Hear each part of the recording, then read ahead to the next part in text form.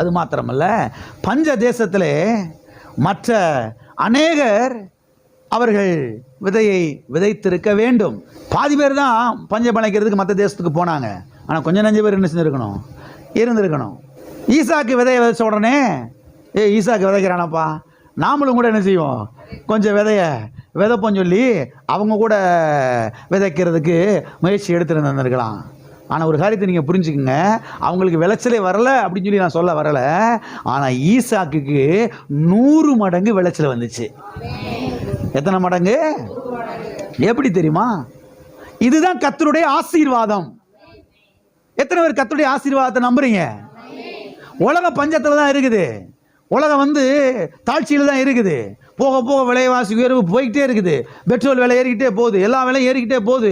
என்ன பண்ண போகிறோம், எப்படி பிழைக்க போகிறோம், எப்படி வாழ போகிறோம், எப்படி முன்னேற போகிறோம்? புலம்பாதீங்க. மற்றவங்க பேசுகிற மாதிரி என்ன செய்யாதீங்க. இதுதான் உங்களுக்கும் பாருங்கள் மற்றவங்களுக்கு கூடிய வித்தியாசம். நீங்கள் உலக மக்களை போலவே என்ன செய்யக்கூடாது, பேசக்கூடாது.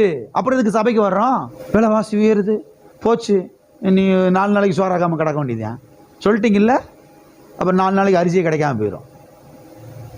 எவ்வளவு விலைவாசி உயரட்டும், அதை விட நான் ஆராதிக்கிற கர்த்தர் பெரியவர். அந்த இடத்துக்கு வாங்க, அங்கே வாங்க.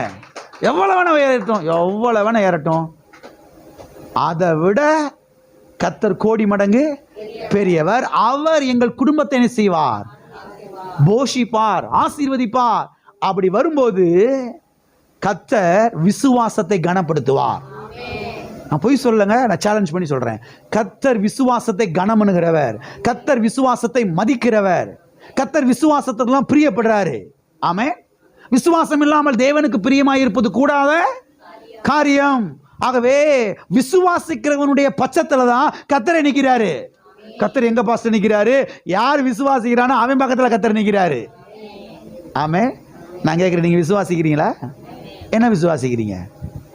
கர்த்தர் நம்மளை பட்டியா போட்டுருவான்னு விசுவாசிக்கிறீங்களா? பஞ்சத்திலையும் கர்த்தர் என்ன செய்வார்? என்னைய செழிப்பாக்குவாரு.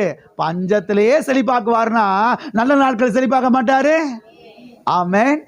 ஆகவே நாம் ஏன் இந்த பூமியிலே செழிக்க வேண்டும் என்றால், நாம் ஏன் நல்லா இருக்கணும்னா, ஐஸ்வர்யத்தை சம்பாதிப்பதற்கு பலனை அவரே நமக்கு கொடுக்கிறபடினாலே. அப்ப இதுதான் ஆசீர்வாதம்.